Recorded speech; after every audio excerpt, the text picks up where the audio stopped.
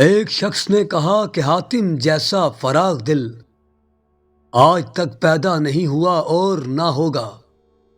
اس پر دوسرے شخص نے کہا، کیوں نہ یہ سوال ہم خود حاتم سے کریں۔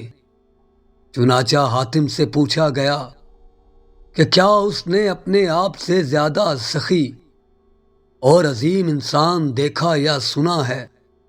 حاتم کافی دیر تک سر جھکا کر سوچتا رہا اور پھر مسکرا کر بولا، بہت زیادہ مال و دولت لٹانے کا نام سخاوت نہیں۔ میرے نزدیک سخی اور عظیم انسان وہ ہے جو اپنے بڑے سے بڑے فائدے کے لیے کسی کا چھوٹے سے چھوٹا احسان بھی قبول نہ کرے۔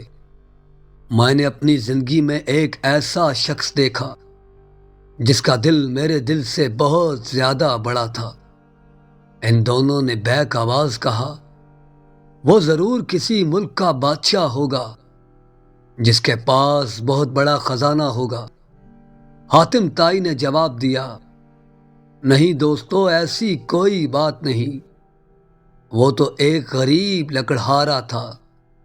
پاس بیٹھے تمام لوگوں نے حیرت سے اپنے میزبان کو دیکھا تو حاتم نے یوں کہا، ایک روز میں نے سارے شہر کی دعوت کی۔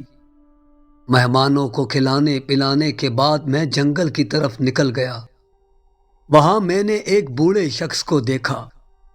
اس نے اپنے سر پر لکڑیوں کا بھاری گٹھڑا اٹھا رکھا تھا جس کے بوجھ سے اس کی کمر دوہری ہو رہی تھی۔ اس کے پھٹے پرانے کپڑے پسینے میں بھیگے ہوئے تھے۔ میں نے ترس کھا کر اس کی مدد کرنے کا فیصلہ کیا اور کہا، بابا جی آپ سے چند باتیں کرنا چاہتا ہوں۔ یہ کہہ کر میں نے اس کے سر سے بوجھ اتارنے کے لیے اپنے ہاتھ بڑھائے تو وہ فوراً پیچھے ہٹ گیا۔ پھر اس نے اپنا بوجھ زمین پر رکھا اور کہنے لگا، انسان کو اپنا بوجھ خود اٹھانا چاہیے۔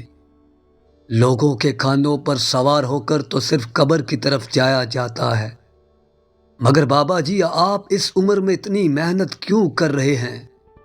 حاتم نے اس بوڑھے سے پوچھا تو وہ بوڑھا شخص مسکرا کر کہنے لگا، تو پھر مجھے کیا کرنا چاہیے؟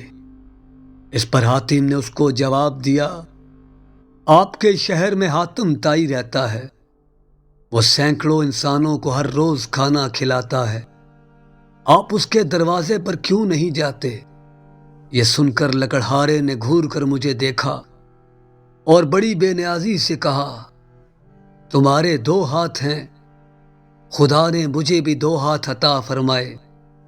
کتنے شرم کی بات ہے کہ میں اس کی کمائی ہوئی روٹی کھاؤں۔ کسی کا احسان اٹھانے سے بہتر ہے کہ میں بے جان لکڑیوں کا گٹھا سر پر اٹھا لوں۔